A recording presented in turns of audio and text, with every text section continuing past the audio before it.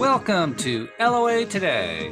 I'm Walt Thiessen here with Alex King and our special guest star for the day, Louis de Souza, joining us on this Tuesday, the July the 14th, 2020. It's 4 p.m. New York time, wherever you are in the world. Thanks for joining us for another episode of LOA Today, your daily dose of happy. And we are very happy because we're adding somebody new to the program. Actually, we're adding a whole bunch of new people to the program, but I can't count them all. I'm not sure how many there are. Hopefully, David will let us know. But David Strickel is bringing the Stream of David to LOA Today, starting today. And David, I guess you passed the audition the first two episodes, so congratulations. Well, I wasn't very nervous because I didn't realize I was auditioning. But it helps when you have nothing to be nervous about. It helps a lot. There's no doubt. Yeah. But we're really very pleased to have you joining us on a regular basis now. And I mean, we've gotten a lot of good feedback about the episodes you were on. So this is going to be exciting. It's going to be a fun time.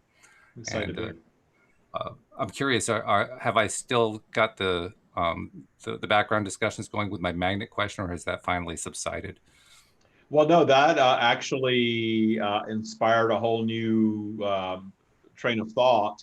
That Matt, my co-host that's on my show with me a lot, dove really deep into, and they've come up with this this term, perfect repulsion. Perfect repulsion. Okay. Yeah, and it is really interesting. So I think I told you that you asked that question and they answered it, and then I do like a little meditation in the jacuzzi sometimes, at the end of the day, kind of decompressing, and then all of this clarity washed over me over what they were talking about on the show.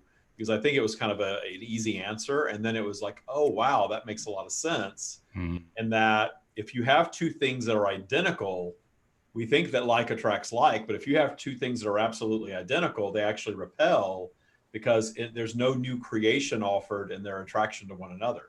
Mm. And of course, when I told Louis about what had happened, he instantly said, that's exactly what I was going to say. I never thought about it. And Matt said, why haven't you talked about this? And I think their answer was something like, well, it's really not that important. So I have to agree. It's not that important. It just was one of those things that was niggling at me. Yeah, but it was a great question because even though it's not important, it's never been asked before. So which is cool. Okay. That's the perfect question, right? Yeah, breaking new ground. Yeah. You thought, okay. Yeah. What was the question? The question was, if you have two different magnets, Mm-hmm. and magnets have a north end and a south end, and you point the two north ends at each other, they'll repel each other. So why was that? Law of attraction, why aren't they attracting? So that's what stemmed into the whole conversation that David was just describing. Okay. Yeah. It was a question I had originally planned to ask when I went to the Abraham workshop, except when I got there, I decided not to, but that's another story. Yeah, when you get into that environment in a workshop like that, you just get enveloped in the flow of energy that's going. And a lot of times your questions either get answered or they're just not as important once you get into it. And it was a combination for me. I mean, walking in the door practically, before anything had even started, I kind of got the sense that, that's not really the question you want to ask. It's like, okay. They're controlling the narrative no matter what, right? Apparently, yes. I have heard that before with the stream as well.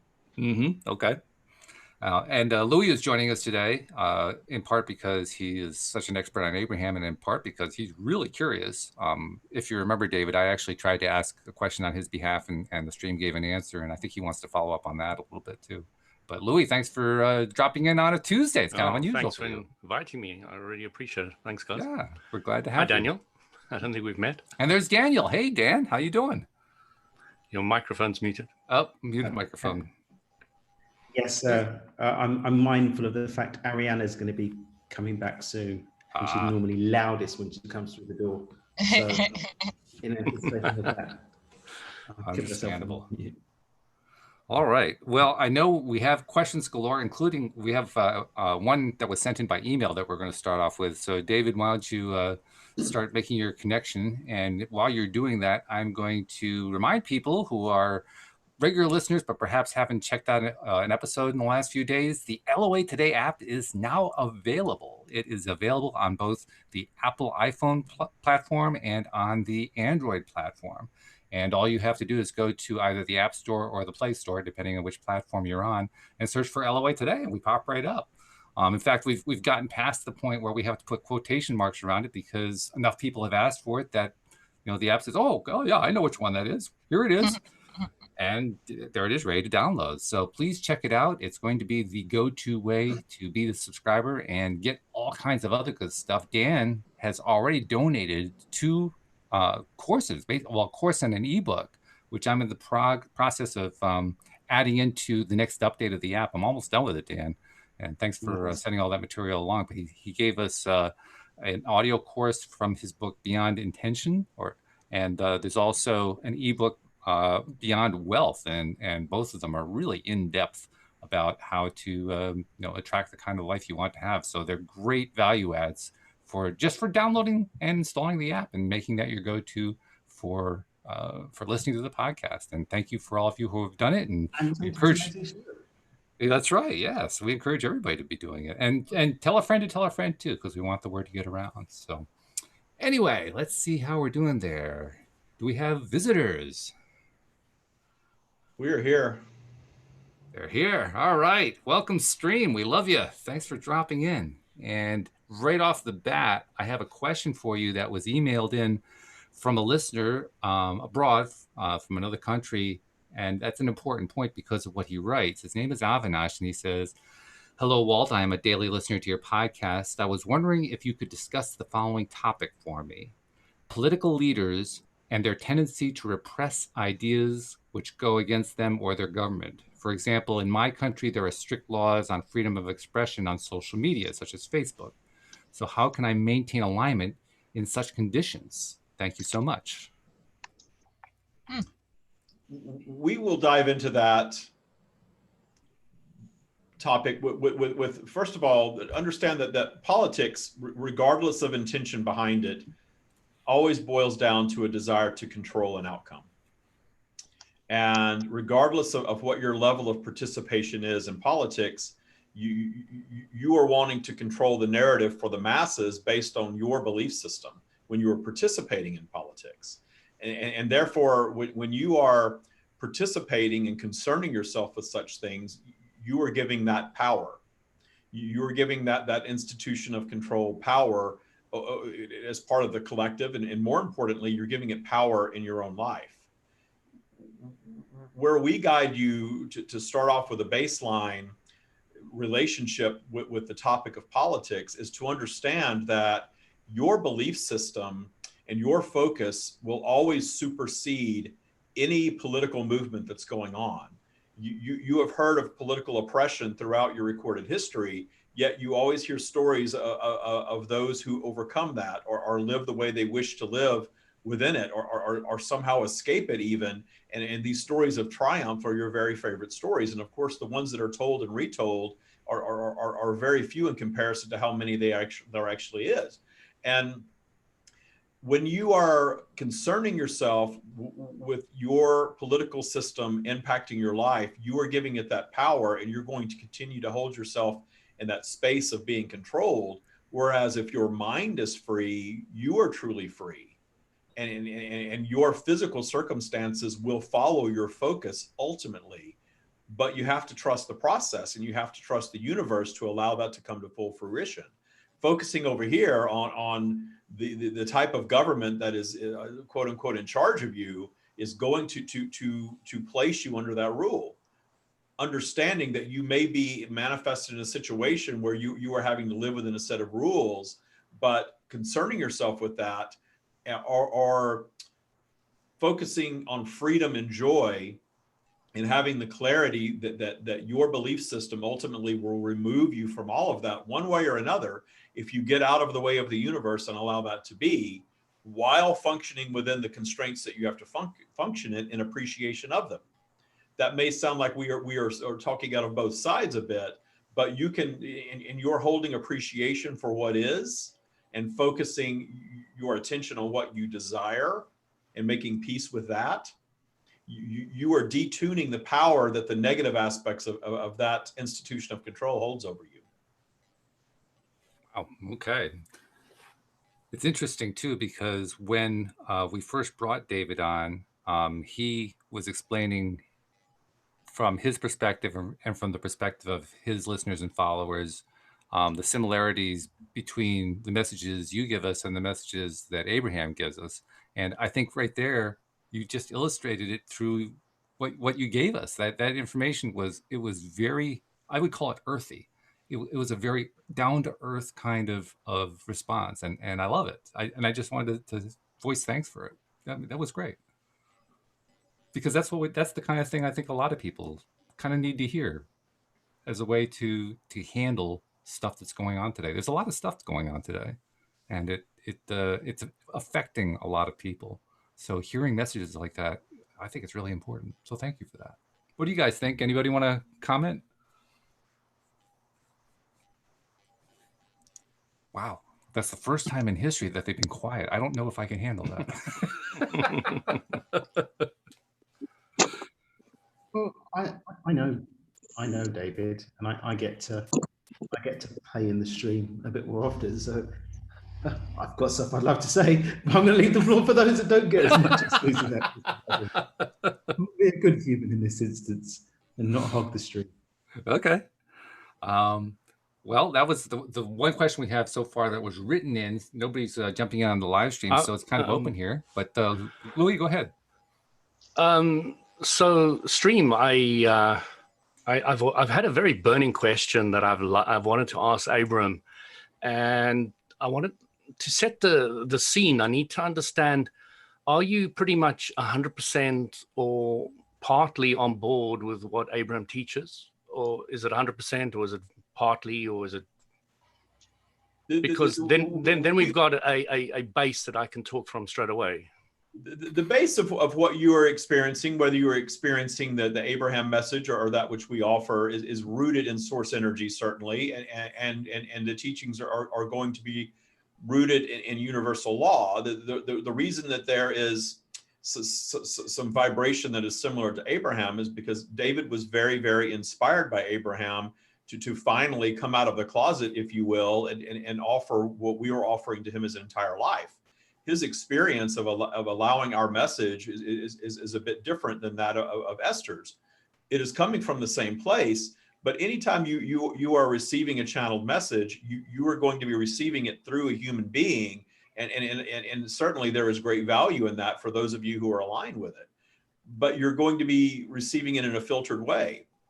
And David's observation when he first discovered Abraham was like he was hearing stereo. He was hearing the messages that we were offering his entire lifetime, spoken back to him from another human in ways that he had never encountered before.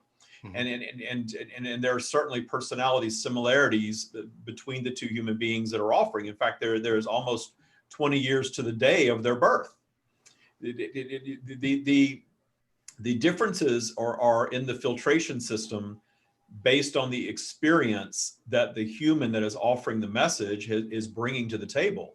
The purpose of channeling is a human being receiving information in such a way that is not readily available to the masses in such detailed manner. We serve to sort of fill in the gaps for all of you on different levels, depending on how much of your own information, your own stream, if you will, you allow. You all have this connection and you all have a version of this coming to you, but certainly there are some who are more adept at decoding it and understanding it and even allowing it to be spoken and written for the benefit of others. And those are the ones that you very often refer to as channels. The basic message of universal law does not change. The fine-tuned details of how it's delivered and some of the human created static of the message, if you will, gives it a certain flavor that actually causes it to align with a specific audience. And there's nothing wrong with that. And in the case of Esther's message, Esther has led a life of a bit less contrast than David has encountered. Esther discovered her ability to share her message in a very different way, more of a supernatural way, where David's was more developed by him, as far as speaking it goes. The Christian values that are attached to some of Esther's ideas are still attached to the Abraham message, and we are not saying that there is anything wrong with that. In fact, that message is perfectly aligned with its intended audience. It is perfection. And very often, in fact, David has encountered many who claim to be the next Abraham. And he asked us that very question before he ever began sharing us publicly at all. And our answer was very clear. There will never be another Abraham. That is pure, and it is perfection, is exactly what it should be. And it serves a great purpose on your planet. David's intention, once he began sharing our message, was not to regurgitate the Abraham message. There's no point in that. Was to take what he was receiving and share it and disconnect from the Abraham message. It has been many years now since David has absorbed any Abraham teachings at all, not because they would not serve him in some way, but because he does not want to offer what is already being offered. He is wanting to offer different ideas and different paths, all back to the same place of universal law, but to reach a different audience. Fantastic. Thanks for that. So I'm going to, so just to explain, the earthly understanding of the Abraham teachings, I understand extremely well, and I have almost no questions in that environment at all. It's very, very clear to me. My question is in connection with what Abraham has taught is the way it is from beginning to end. So Abraham says, you are non-physical before you come into this physical universe. And when you come into this physical universe, you take on a contrasting, vibrational interpreting machine that is able to tune into different vibrations. And then it's able to experience a contrast, and then you get to know what you don't want, know what you do want, then you expand, etc. So I've had a very spiritual life and a lot of spiritual experiences, etc. So all my spiritual experiences seem to be touching on source, on my source, and they have awed me and changed me and shaped me, etc. And I understand that I was source before I came here. And when I die, I'll be back to the expanded source of what I want. I'll go into that vortex of expanded source. So I've got that whole thing going on there. So if I was perfect before I came here, I'm going to be perfect after I come here. What have I done? What has Louis done to expand source, which Abram says is the prime directive, if you want to put it that way? I like using the Star Trek analogy. It's the prime directive is source wishes to expand itself. So if there's anything you disagree with or would like to clarify with that process, then I'll go into my question. My question revolves around our worthiness of this lifetime. Whether you are worthy of the lifetime or not, or what your expansion. Okay, so I was going to just cover all those aspects first and then go into the main question. The question is this: if you guys have all the answers, if the Abrams and the streams have the answers to infinite intelligence, the answers to all the questions, what is Louis doing here to help expand source? What did I do in this lifetime with my non-physical self and my physical self? What did I do to help expand source? If I can understand that, I really think it will explain my worthiness and what I'm doing here, and I'll be able to feel a great sense of that. If I can get really clarity on that one question, and I had to paint some pictures around it so that we all clear about where we are and that the audience also understands what I'm asking. It's a really important question for me, and I'd really like to understand the significance of this lifetime, because, as I say, all my spiritual experiences are just experiences of source, which is already there, which already has all the answers. So what did I do to expand source? How does it look like? What does it look like? We will start. We appreciate the way that you framed your question, and we will answer it in the same manner. We will start with the wanting to be very clear in the understanding that beyond physical, what lies beyond physical is thought, is consciousness, is what we often refer to as the energetic realm. It is not the human construct of deities, or even what you may call spirituality or science even. It is consciousness, and consciousness is eternal. And as far as your physical realm that you are currently experiencing, planet Earth as a human being, this is one of infinite scenarios, one of infinite realms.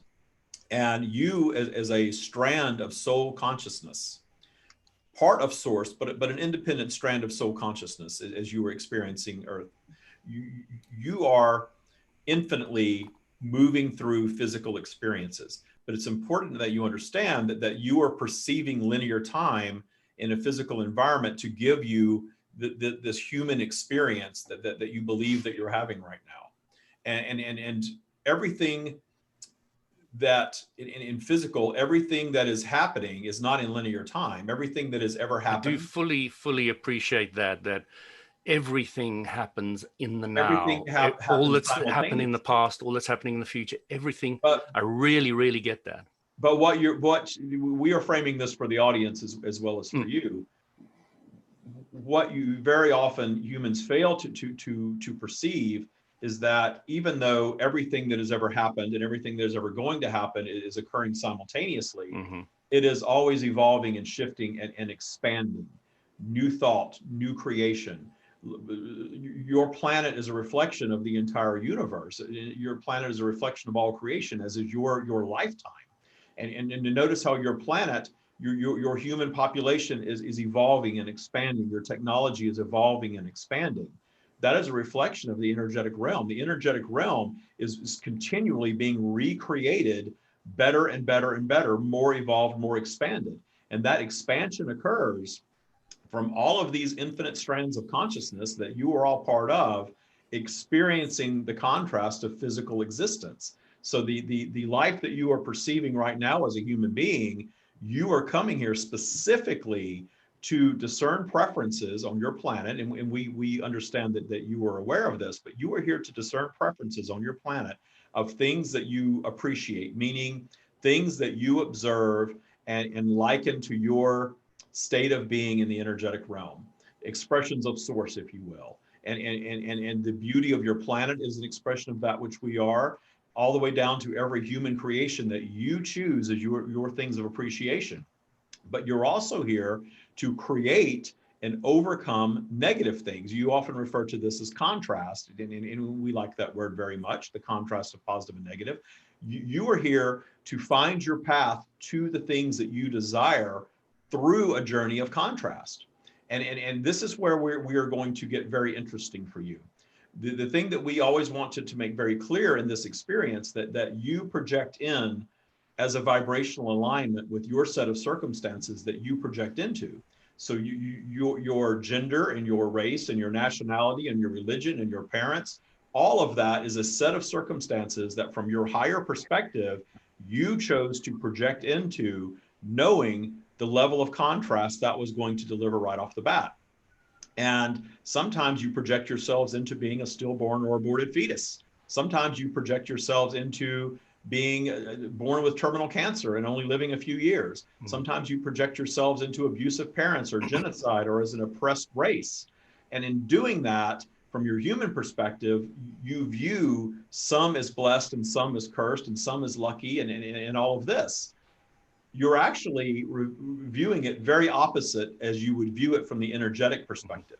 In the energetic perspective, you are going to choose the more and more difficult task as a human being, the more difficult path, because of the contrast that it's going to offer. Because in your experiencing and ultimately possibly overcoming the contrast, you expand your being just the way you expand as a human being when you come in and you are born into poverty. And you overcome that poverty and become a world leader, for instance. And these are your favorite stories. And why do you think that is? Why do these resonate with you so much? These stories of overcoming adversity into triumph, because that is your eternal nature. So when you come and experience your contrast, experience your negative and find your path through it, you expand your being as a human being, but more importantly, you're expanding your being as a strand of soul consciousness, which is a part of that which we are. And in your expanding, you are part of that collective that is expanding our energy, that is expanding the entire universe. In fact, and we know that you are aware of these teachings, that the things that you overcome, or the things that you discern as not your preference inspire you to new creation. Every single thing that you appreciate in your current human life was thought before it came into physical being. And most of these things, if you think about it, are answers to formerly perceived problems. The chair that you may be sitting on, the desk that you may be sitting at, the device that you're on, the technology that you're using, the structure that you're in, the electricity that's powering it all, are all an answer to a former perceived problem that needed to be created and overcame. That is expansion. So when you come and experience that, you have a unique human experience. You are all worthy of that. That was your choice to come in the way that you did. And very often you may project yourself into an easier path and get here and find your soul calling you forward to something more contrasting, meaning you are born into great privilege. And then through that privilege, you develop a drug habit or something, some type of illness or something that creates that static in your life, that gives you that callus, if you will, that makes you stronger and gives you an opportunity to overcome something. And in the overcoming of it, you expand. And that expansion is universal. The universe began as something much smaller and has expanded significantly, so much so that we do not even go back and access original thought because there's no point. It has been expanded so much. And we are expansive by nature. So therefore, your entry to planet Earth and you're coming here and experiencing that which you call contrast and overcoming it, and even not overcoming it. We often say the junkie that dies in the gutter has a unique human experience that causes some expansion for that being. You all have your experience, and there's no judgment from us about any of it. I appreciate all that. So when I'm going back to how I've expanded it, so let's say, I wanted a partner, I've got a partner, a lot of people, I don't have money, I've now got money, or I don't have this and now I've got that. So I've played with contrast that seems very similar to everybody else's contrast. There doesn't seem to be, and of course there's no other Louis around, I'm unique, so there must be levels of uniqueness to it. But there's still, to me, I'm struggling to see how, if you guys have all the answers, infinite intelligence, I'm still trying to see what it looks like that Louis has done to expand the source. And that is your can you give me a personal example of what I did? You are looking to us to give you your personal answers for you, instead of finding your own path through your journey. And we appreciate your intellect and wanting to delve into this with us. But this is why we do not do readings. This is why we do not predict your future for you. There are infinite possibilities for your future. And if you are looking to another to guide you to what your expansion is going to be next, we would never take that away from you. I really like that answer. You are going to create that yourself. And I appreciate that. And I'm still trying to understand the uniqueness that I bring to the table. It's not 100% clear for me. I really appreciate that aspect. That I'm not asking you to give me answers. I don't need you to predict things for me. I don't need any of that. But I would like to know what it looks like, what I've done to expand things. Because if I can just get a glimpse of that, I believe I could work on having many of them and expand it big time, and really focus on that. There seems to be something that I'm not clear about on that. Can I suggest something here? Yeah, sure. You said something earlier that caught my attention, and I just wanted to bring it to your attention. You said there must be levels of uniqueness, but to be unique is to be the only one. There are no multiples of uniqueness. There's only one unique. You are not fully appreciating that which you already are and already have created, and you are also not appreciating the fact that in terms of earthly years, you are not finished. David did not share our message until he was almost 50 years of age. David was working in a very high-paying, very unsatisfying corporate environment, and we do not need to read you to tell you that he is older than you are. There was a lot of time left for you to place contrast in your path, and sticking yourself in this feeling of wondering why you're worthy is going to create some contrast for you. Mm-hmm. Revel in that. Absolutely. Revel in that. Understand that this curiosity is a very, very high vibration. The curiosity, even in frustration, is a high vibration because it's going to lead you to your own truth. Mm-hmm. So my questions are very little about the physical. They're questions like the stream. So Louis has a non-physical self, and that non-physical self is the self that is speaking through you, or one like it. What is the difference between, say, my higher self and David's higher self? Is there much difference, or is it really one? Or, I'm trying to understand the variations within Source, about the differences, about the individual aspect, or are they all just one? And I'm a bit confused about that aspect.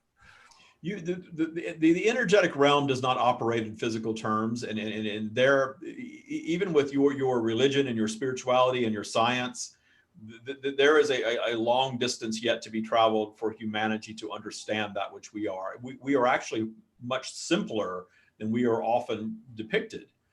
But understanding that the physical equivalent of what we're trying to express to you would be, we often use the analogy of an infinite rope. And a rope is made of little filaments that are twisted together to little strings that are twisted together to smaller ropes that are twisted together to larger ropes. And if you imagine that being infinite, and that every little strand, every little filament is a strand of independent consciousness that is all part of Source. The entire rope is Source, but the center of the rope is what we would call the core of Source, the most powerful positive energy in the universe, where we reside. You are all part of this. And in your ever expanding experiences, you are moving more and more into the core of Source. There is sort of a vibrational ladder that is the eternal journey that you are all on, becoming more and more into the pure positive, the most powerful energy there is. It is not physical, but we use this to try to illustrate the journey that you're all on, why you are going to choose to come back again and again and again into infinity and manifest in more complex ways to offer yourselves the opportunity for greater expansion.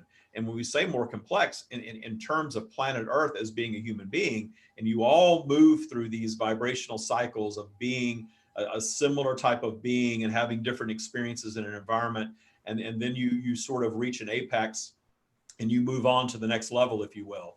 Your video games are not unlike the energetic realm. Think about how all of your video games operate with going to the next level and overcoming obstacles and going to the next level. Where do you think that comes from? That is an eternal knowledge of how the energetic realm operates. And your eternal being operates very much like that. And your physical lifetimes are ever expanding lifetimes. Every lifetime that you have experienced is occurring simultaneously. And those lifetimes are becoming richer and more expressed and more complex with every expansion.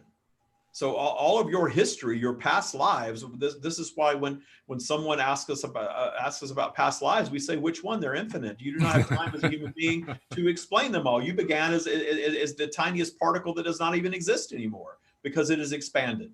You were ever expansive. And there are certainly more and less complexities that you are moving through in this expansion process. So humans consider ourselves the apex of planet Earth. Are there other higher level places that we can go, and are they necessarily physical? So actually, this is something I wanted to ask you. So where you reside, the Source, okay, does the universal law of attraction still apply there? The law of attraction applies everywhere. We are less impacted by polarity. There are really two laws: the law of attraction, which you well understand, and the law of polarity, which serves to create this fluctuation in your vibration, thus guaranteeing you a contrasting experience. That is why those that discover the law of attraction believe they're going to, on the surface, manifest some life of perfection, and never do. There's always some obstacle, and even some, and you've used yourself as an example, begin manifesting on every level to a certain extent, and then what happens? You get bored, and you're here speaking with us because you're bored with it all, and your intellect is taking you to another place, and you're exactly where you should be, because you are curious, And it is our promise to you that you will find a path to another level of understanding, and you will be so satisfied when you do. And that may very well be through some contrast that you're going to place based on polarity, dragging your vibration down, creating an obstacle in your life, and then your response to it. Yeah, no, I can fully perceive that. That's great. It's really interesting too, this whole thing about individual and collective, which is kind of what your previous question was about, Louis, because I've always found that to be a fascinating dynamic. I mean, here on Earth in human language form, those seem to be two different opposites that are so opposite they can't possibly live in the same space, but it's not the way I perceive it. I perceive them as actually being two sides of the same coin, really. But it's a fascinating dynamic. On the one hand, part of a stream. On the other hand, a droplet within a stream. And the individuation that comes with that is sometimes hard for us to perceive. I think that's kind of what was behind your first question, Louis. It's hard for us to actually see ourselves. I think of one of my favorite cartoon strips is The Far Side. And there was a frame in The Far Side one time of a whole bunch of sheep with one sheep standing up on his hind legs saying, "I got to be me," in the middle of a field full of sheep. He looked like every other sheep in the field. But he saw himself as different, as an individual, as being, yes, part of the flock, but also separate from the flock. That's an important concept for us. It's a concept that can be confusing. It can be humorous, but it's one that I think we all like to. That is your ego more. consciousness. That is the gift that you receive when you come to physical. You receive, in the case of humanity, and in the word that is commonly used for it is ego. You are wanting to be you, and you are wanting to understand you and have your physical experience. So it is sort of like you have an infinite pool of oneness, and then it is dispersed into physical and independent streams, if you will.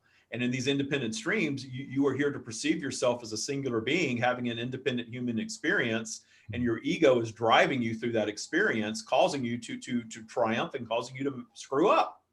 And all of that, you are receiving expansion, and then you return back to the infinite pool as an expanded being, which expands the pool. It's slowly getting a bit clearer. But that's great. I really appreciate that. There's another question. Abraham Hicks taught me, which I believe was the biggest secret ever. And that is that your emotions are your guidance. Because, I've studied many different religions, different paths, but I've never, ever heard anybody ever say your emotions are your guidance. They're 100% accurate every time. When you're feeling good, you're heading towards what you want. When you're not feeling good, you're heading away from what you want. And that was so incredible to me. So misunderstood, indeed. It was mind-blowing because as a spiritual seeker from a very young age, really the core of my being is to understand why we're here. That was a fantastic answer. But then I heard Abram mention once on one YouTube was that there is something that is greater than your emotions, and that is the inner sound. And that is a greater guidance than your emotions. And I was wondering if you could talk to that, or if you have any comment on that. This is what we have mentioned earlier, and we refer to this very often as your higher self calling you forward. Your eternal self, if you will, your soul consciousness calling you forward, that can overshadow and certainly supersede your ego consciousness. We do not guide you to try to quell your ego consciousness. We guide you to balance the two, to pay more attention to your higher self. In fact, you all have awareness of this higher self consciousness, and what has happened to you on planet Earth for centuries, even more than that. Ever since you began communicating and gathering together in community, you have been told that higher self is an external deity that is judgmental and assigning you a set of rules in which to live. And that is to control your behavior. And that the contrast of that actually brought humanity to where you are. There's positive and negative on all topics. That higher self that is calling you forward is your soul consciousness, and you are very aware of it. Your ego, though, is fighting that very often. Your ego is wanting to ground you as a human being, and that serves the purpose of giving you this human experience that you're having. In these two things in balance, you are speaking of your emotional guidance system, which is a very good teaching, a very, very good teaching. We teach the vibrational spiral. You are up, you are down, you're in neutrality. Polarity is tugging you in both directions. all the time. You're going through this flow of neutrality so that you are guaranteeing yourself, no matter what work you do, you're going to dip down into lower vibration. You are going to manifest an obstacle for yourself. And as soon as you go back up your spiral in appreciation of that obstacle, you will solve it and expand in the solving of it. That is new creation. That is a process of all new creation. You are doing this whether you're aware of it or not at all times. But we guide you very much to balance your ego with your soul consciousness. We understand that the humans have constructed the idea of spirituality, which is a big tent, certainly, but very often rooted in pushing the ego down and only paying attention to the soul consciousness. You are in that state when you return to your completed state. When you are not physical, you are there eternally. You are here to have this balance of ego and soul consciousness and find your paths to it. And your frustration is your higher intellect and in the work that you've done to understand this on a higher level. The frustration that has come from that is still you trying to balance these two things, understanding that you are going to have a soul consciousness perspective that is pulling you forward to contrast, sometimes pulling you forward to expansion. And then you're going to have an ego that you've got to regulate to receive the expansion that you're looking for. And the ego may supersede the soul consciousness, and then you become the one who believes that they are special and gifted and above everyone else. And you may bring that back down into balance, where you understand that for all of your work and all of your gifts, every single human on your planet serves a purpose. Even those with whom you vehemently disagree serve Absolutely. a purpose. Hitler served a purpose for your planet. Absolutely. and understanding that brings you back into balance, because you are truly zoomed out to a higher perspective when you can hold appreciation for everything that happens in your life, everything that happens on your planet. That's why we do not judge. And that's why we say we speak in terms of positive and negative in human terms. But from our perspective, there is no negative, because that which you consider negative inspires new positive, actually inspires all new creation. Therefore, it is all positive. That's a positive thing. Stream, when I meditate, sometimes I have like the sound of electric wires, like power lines, or I start having the sound of waves, or I start having the humming of bees, or I start having different sounds, probably because I'm tuning into different vibrations, which is the way I look at it. Are these sounds, so one group has mentioned that there is an inner light and an inner sound, and that's the direct way that Source speaks to a human without any filters. So, Saul on the way to Damascus was blinded by a light, Moses in the burning bush, and you've got hundreds and hundreds of spiritual examples of light and sound that have been used the word spiritual. I disagree with that word very much, like you're talking about. I've come to look at spiritual from a completely different aspect and angle, but it's a word humans use, so kind of referring back to it now and again. Are these sounds that I'm hearing and maybe light a more direct form of Source speaking directly to you? I'm just wondering if you've got any comment on that. Your inner emotion is your connection to the energetic realm. Everything else that you are experiencing is physical. So what you were hearing is physical, what you were seeing is physical, what you were smelling, tasting, and otherwise are all physical elements. So it is your perception of what you are experiencing in the energetic realm. The true connection to the energetic realm, first and foremost, is how you feel, your emotions, as you have learned. The things that you are hearing are absolutely your tuning to the energetic realm, but you are experiencing it in a physical way. And there are humans that experience all of this in multiple ways, but you were taught to shut it out and ignore it and think that it's nothing, or think that it's something different. And you, in your quiet time, using your imagination to bridge the gap, are allowing a listening of the energetic realm. Certainly it is real. Certainly it is real. It's important to understand that your creation begins with your imagination. And you have this way of telling yourselves that you're just imagining it. David used to see things. He used to see shadows in the corner of his eyes. And in fact, when he began really trying to tap into that which we are without grounding his energy, he was tapping into all sorts of things and lived in what you would consider a haunted house. but that was his perception of the energy that he was tapping into. Mm.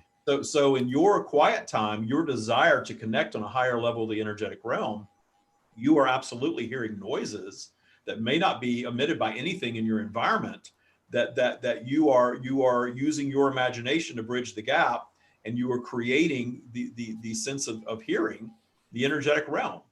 Enjoy it, revel in it. Wow, I do. You can manifest all sorts of physical examples of the energetic realm. It's all around you, and it's part of you, and you're part of it. It's fun as life goes on, exploring and experiencing what you're talking about here, at least the way I'm understanding it right now, which is, for me, it's, every once in a while, I will sense something. And I say the word sense because I know other way to describe it, but I get some sort of a signal of some kind. And I'm so used to ignoring it, or like you said, we're trained out of trusting it. But as time has gone on, I've been learning more and more to trust that there's something there that it's real. It's something that, yes, I imagined, yes, I created, but it has its own reality, and it's not something to be ignored. It's got value to it. And that's both, well, at first it's like a doubtful kind of project. Like, yeah, okay, sure, right. Yeah, tell me another fairy tale. But after a time, it becomes, well, this is kind of cool. I'm getting some stuff that I never really got before. It's giving me ideas I hadn't really thought of before. And in that sense, it's contributing to this expansion that you're talking about. And then as the experience continues to evolve, it becomes, wow, the more I pay attention to it, the more cool things happen in my life. This is really wild stuff. And then I hear other teachings. I hear, the Abraham teaching or The Secret, or other teachers who teach law of attraction type stuff. I say, whoa, I mean, that resonates on a deep, deep level. All this stuff all I'm having to do is just pay more attention to what's going on inside, and I'm getting more stuff like that.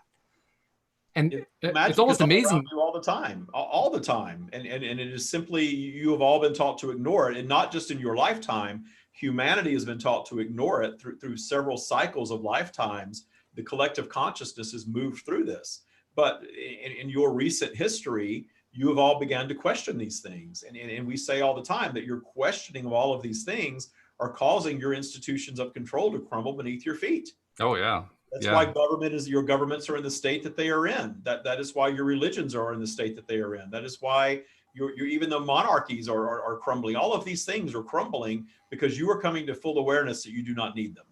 And the experience of that. Even the experience of that is fun. You don't need it. If you didn't have rules and laws and all of these things and judgment, you wouldn't need it. I was a political science major in college. And one of the reasons I engaged in that major, I've often asked myself, why did you major in political science, Walt? You know perfectly well there was no work for you. Why did you do that? And I was confused about that for the longest time. But I finally realized I did it because it was fascinating to watch. It was fascinating it was kind of like watching some sort of a drama on television where everything is falling apart. And that's been my perspective of government all along.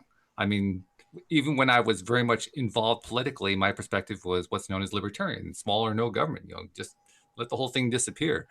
And now I've kind of even moved beyond that to the point where I'm thinking of it. I just enjoy watching the whole thing just kind of go through it's almost like watching a bridge collapse, but without, the damage that comes from hitting, beings underneath the bridge. It's just sort of like, it's more like the spiritual bridge that's kind of falling apart. And it falls apart in very specific ways.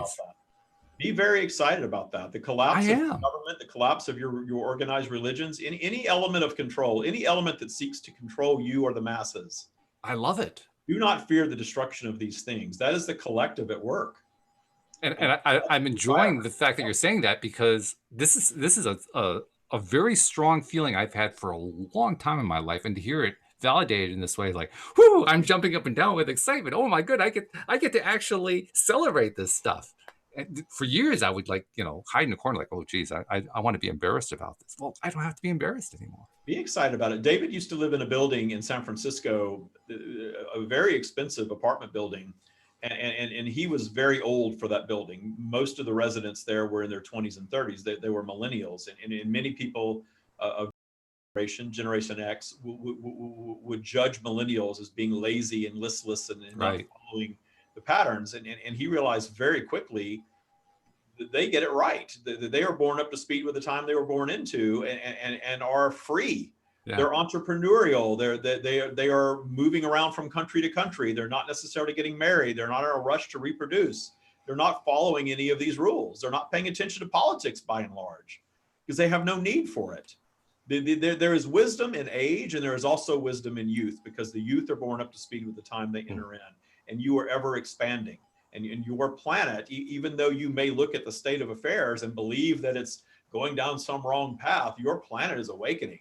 This is a very exciting time to be a human being. You have collectively brought yourselves here. And as much as we say that spirituality is a human construct, the New Age movement ushered this in. New Age movement was created by evolved thought. People looking at their parents thinking, I do not want to live the way they lived. I do not want to be under that level of control, and questioning and pushing away from the traditions. And that inspired a New Age movement, which is morphed into many things of human creation, very ego-based very often.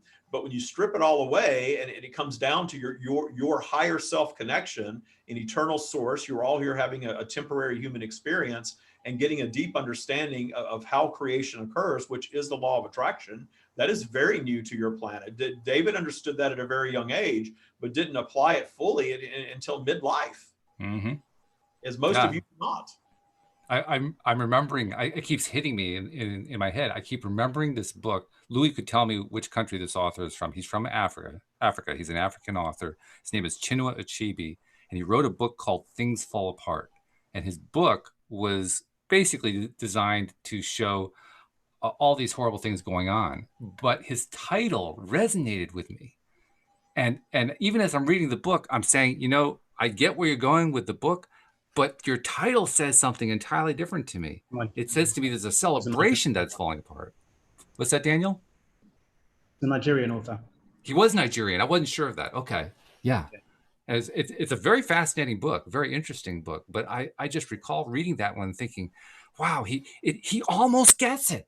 He almost gets it. He just needs to take that one last step and say, this is good. This isn't bad. This is good.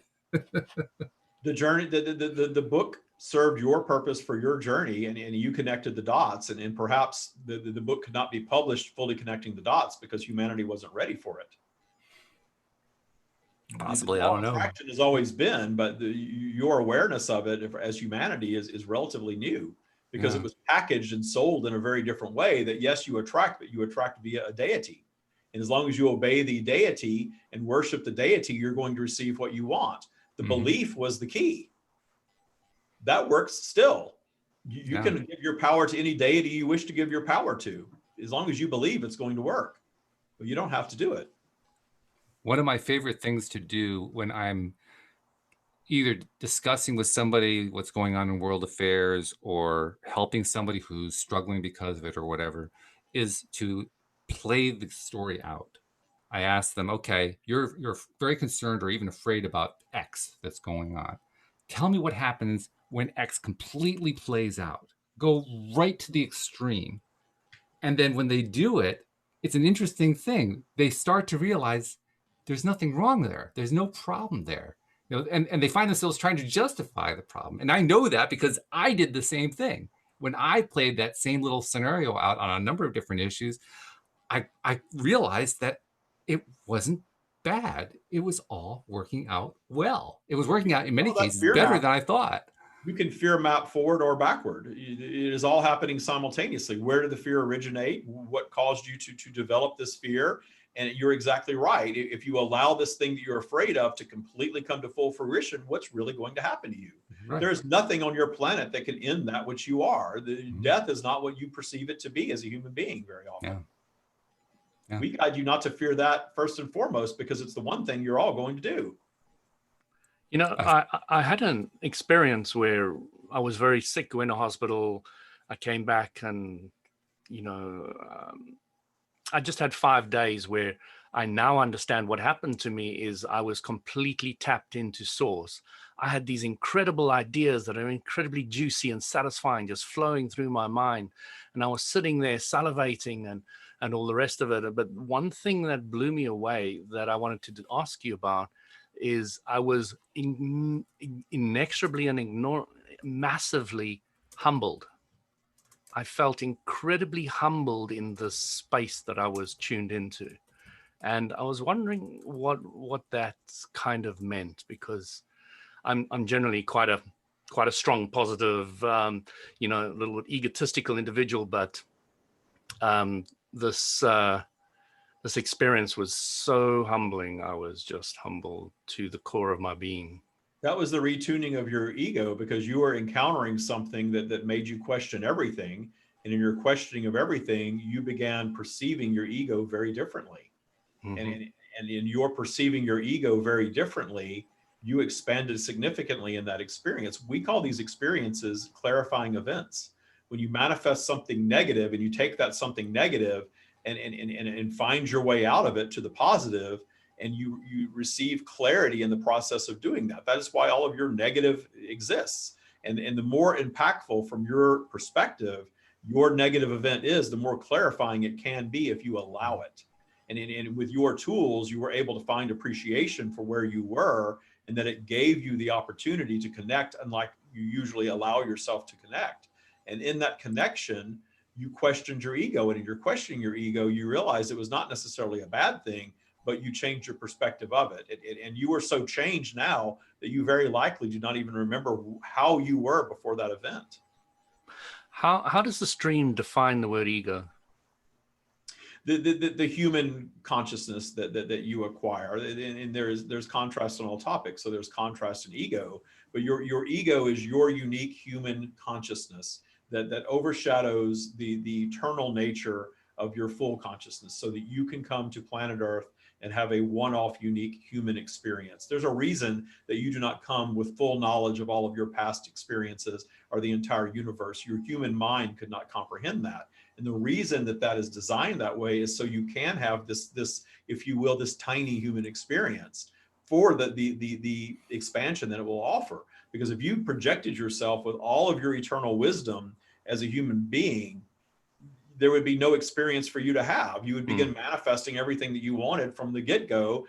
Absolutely. And be bored, and you would return to your completed state sooner than later. And you see this in your terminally ill children very often. You've just confirmed one of my other questions, and fitted the two into one beautifully. Thank you. We have a knack for that sometimes. That's fabulous. Talk for a second. We are running out of time here, but I always want to milk these as much as possible, even though we've got weeks and weeks more to come in the future. There's only now, so I'm going to go with now. Talk a little bit more, though, about the last comment you made about how children with terminal illnesses experience this and demonstrate it in a big way.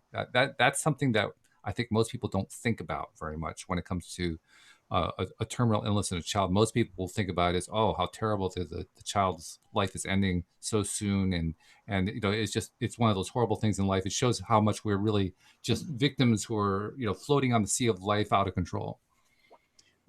We use that example because very often you hear of these children that come and they are born into terminal illness and they do not live very long, and the stories of them, especially once they have crossed over, is what a bright light they were, how enlightened. Their poetry is published, their ideas are shared. That is a very advanced soul coming to have a very advanced experience, and having that experience in a very short amount of time, experiencing the contrast of being born sick or even being born into genocide or something of that nature. Your sick children tend to get more attention for various reasons, but that soul had the experience that soul desired in that short window of time and returned to their completed state. And there's perfection in that. And what is offered in that is also a similar expansive experience for the loved ones of that child. Of course, being human and having your ego consciousness, you have choices to make and how you're going to find your path to appreciation of that. And very often that path is not taken. There can be a lifetime of grieving, if you will. But very often you see coping mechanisms set in because your vibration is going to be raised by polarity no matter what, just like it's going to be lowered. So the grieving parents eventually are going to run out of steam in their grief and raise their vibration and find appreciation of what a bright light that child was. And some will even find the gift that very temporary experience was for them. There is a gift in every piece of contrast there is. And that is our promise to you. And we understand that if you are suffering from something and you are buying into this narrative that is very common on your planet, that you're victims and that things are out of your control, that this was a horrible thing that happened to you, as long as you hold yourself in that space, you're not going to expand much in the experience. The expansion is in the path to appreciation of it. And it's not instantaneous, and it was not designed to be instantaneous. It was designed for you to go through some pain and some hurt and some soul searching, if you will, to have your clarifying event. It's a big deal for a lot of people, this victimhood stance. In fact, there are people who, if they ask me about what I understand about law of attraction and the ideas that are surrounding law of attraction, they will say to me, "You are blaming the victim. You're blaming and shaming them for going through something that's outside of their control. How dare you? How can you do that?" And I usually just try to take a step back. Occasionally, I can come up with something that will help address the question, but often I'm at a loss. How do you address somebody when they come to you like that? When they come from that place of, oh my God, how can you possibly blame them? We are not judging any of it. And David has been guided to a space to where he no longer is bothered by it. But in the beginning, when he published his book and things of that nature, there was backlash for that type of thinking. And from a human perspective, there is contrast on all topics, as we say over and over again. There are going to be people who are ready for what you have to offer. There are going to be people who are not ready for it. And It's important to understand that you're focusing on your message with high intention to connect with those who are ready for it. First of all, we'll weed out so many of the ones who are not with that focus, rather than focusing on the ones who are bothered by it, and simply appreciating the ones that are bothered by it and allowing them to be bothered by it and not needing to argue your point. Absolutely. Allow them to be bothered by it. Absolutely. Yeah, that's true. It's really important. It's one of the things I've been learning the most, I think, this particular year, and it's a lot to learn. It's a big shift to make. There's one thing Abram said to me which made so much sense, is that every individual, no matter who they are and where they are at any moment in time, is at the peak of their understanding and expansion, and that needs to be respected. And that was just like a light bulb moment for me. It's like, wow. They are here having their experience, and if they are wishing to focus on victimhood, absolutely. There's no judgment in that. Allow them to do it. And even in their anger at you, that is about them, not about you. Don't internalize that unless you choose to do so, and allow them to have their experience. And you're not needing, and you have both already encountered this. We are sure of this. You're not needing to be right, and you're not needing to argue your point. You are seeing less and less and less of that type of interaction. Right. Yeah. It becomes almost meaningless to argue your point, and you can see both sides so clearly. And then you sit there and saying, well, I can understand your point. I can understand your point. Yes. And you're just sitting there saying, it's all okay. And what a very rare at this time on your planet point of view that is, and how freeing it is for the one who is absorbing that very liberating. To be right. It's liberating, but it's also challenging. Let's be honest. It is a challenge because we're constantly faced with people who want to put it down. And so we have to really learn to trust what it is that we know. But if you are, that is your agenda to, if you so choose, to work on why you're constantly faced with that. When David detuned that relationship, it vanishes. It vanishes. He receives far because less. The law of attraction brings to you what you now, your new thought, your new thinking. So you're now attracting a different person at a different time. Yeah. I'm trying to address the experience of it. The experience of it is wild experience. It's like, whoa, this is really something to experience. Anytime you emptied the beach recently, Walt. Right. That's right. His own vibration. That is, we guide all of you to do that. Check in with your own vibration when you're finding yourself needing to prove a point or be right or argue a point about something, and step back and raise your vibe and revisit and see if you still want to engage in that way from that perspective. That's a really powerful thing too, because that is what I've been practicing, and it's a different, there's, again, the word experience is a different experience from the old experience. The old experience of fighting and resisting and I've got to be right, like you were talking about, feels so different from the experience of that stepping back and, appreciating it for what it is. And I don't have to agree with it, but that's the way that person's at right now. That's what they're feeling. That's what they're experiencing. That's what they're believing. Okay, well, we'll just respect that for a while. That's an entirely different feeling. It's an entirely different experience from the fighting experience. It's so different that it's almost like, can they really be part of the same universe? But I guess they can. And you will find yourself in a minority at this time on planet Earth operating that way, but it is so freeing, and you have truly discovered your own worthiness when you are not needing to justify it by being right on any topic. Mm-hmm. Very true, very true.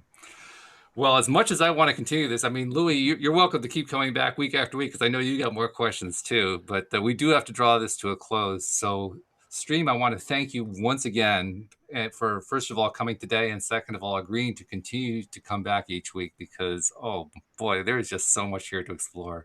I've always wanted to talk with Abraham, and this is just as good, maybe even better, because this is different from Abraham, and I'm loving it. So thank you for joining us. We really, really appreciate it. Thank you very much. Really appreciate it.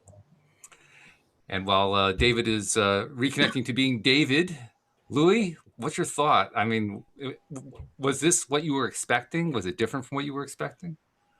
You know, I was really kind of open. I just wanted to talk. So I still have ideas and concepts, and it's helped clarify some of them, which is exactly what I'm looking for. You know, I have this strong desire, as you know, to understand why we're here and where we're going. You know, that has been so strong in me from tiny, that, you know, to get greater clarity, to have Abraham Hicks give to me what they've given to me. And you know what I find is one of the best things Abraham gave to me was taking the same philosophy and having thousands of different people in front of you talking different scenarios, and then they use the same philosophy with that scenario, same philosophy with this scenario, same philosophy with that scenario. I was like when they used to say, what was it? You know, we had one answer for everything. Exactly. Yes, right. I can almost say what Abraham's going to say. You know, that's how they're going to answer this one. And they always say something slightly better and different than I could do it. But you get to the stage where you really, and you're living the philosophy, you're not just talking it, or, you know, you can ask Walt. I really have integrated the Abraham teaching completely and living it.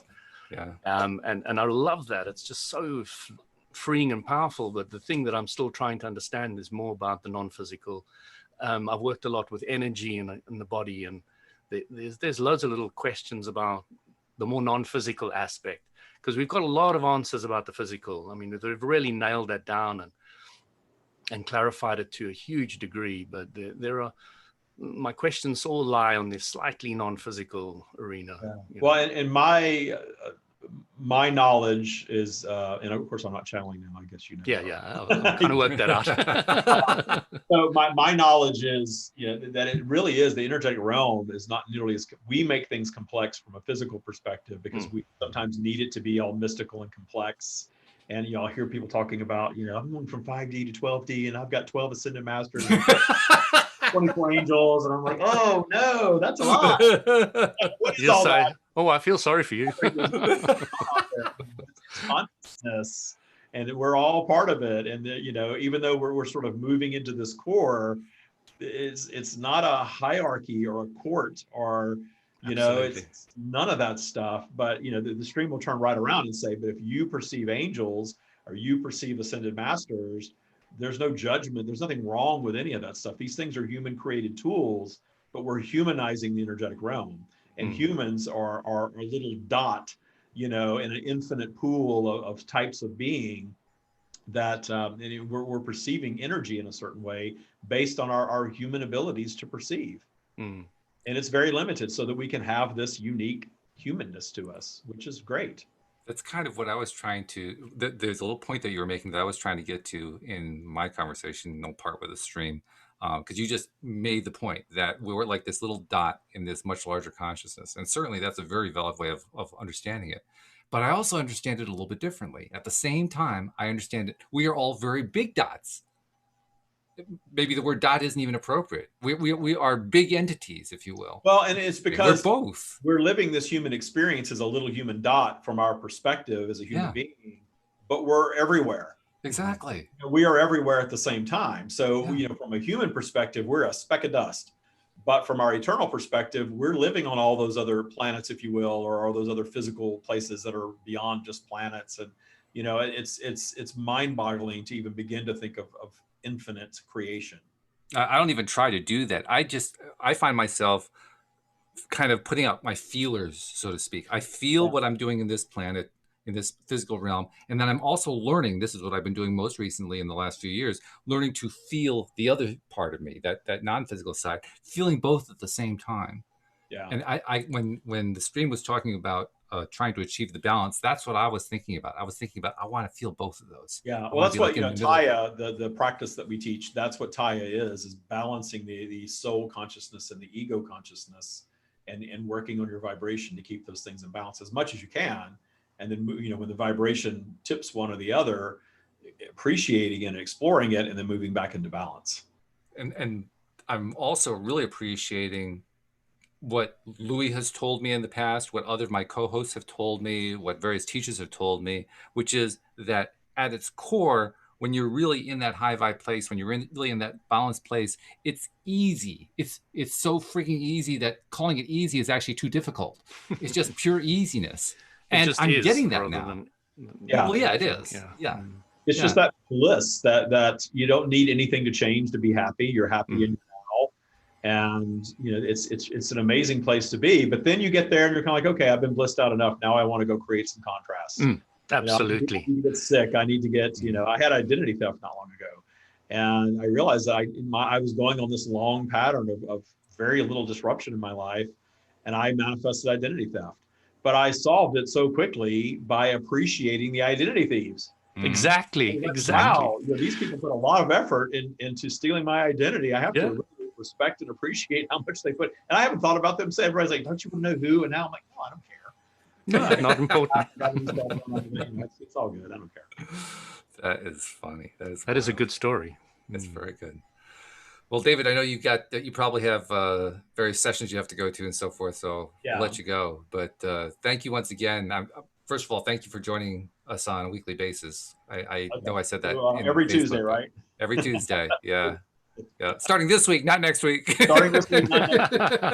Yeah, I was going to say something that is, the more I channel, the loopier I get on other ways. But I'm fine.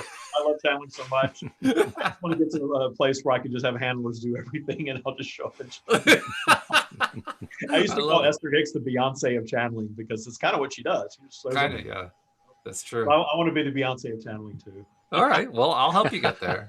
I'm going to do some serious promoting of the shows that you're on too. I'm going to make that like a big thing that I push. So we're going to get some good attention for it. Really appreciate it. Thank you. All right, guys. So anyway, I've got to sign off to the audience. First of all, Daniel and Alex had to sign off a little bit early. Daniel had a session he had to go to, and Alex wasn't feeling too well. Hopefully she's feeling better. But Louis, I was glad you were here to carry on your conversation, and I really appreciate it. You were asking some great questions. I mean, really. I mean, well, first of all, I saw the smile on your face, so I knew you were enjoying it. But they were really high, insightful questions. So thank you for coming on your not day. Thank you. Yeah, well, glad to have you. I really love it. Thank you. Anything to do with life, the universe, and everything? That's right. Yes. If you can prove to me that it's 42, I'm always happy. Thank you, Douglas Adams. We appreciate that.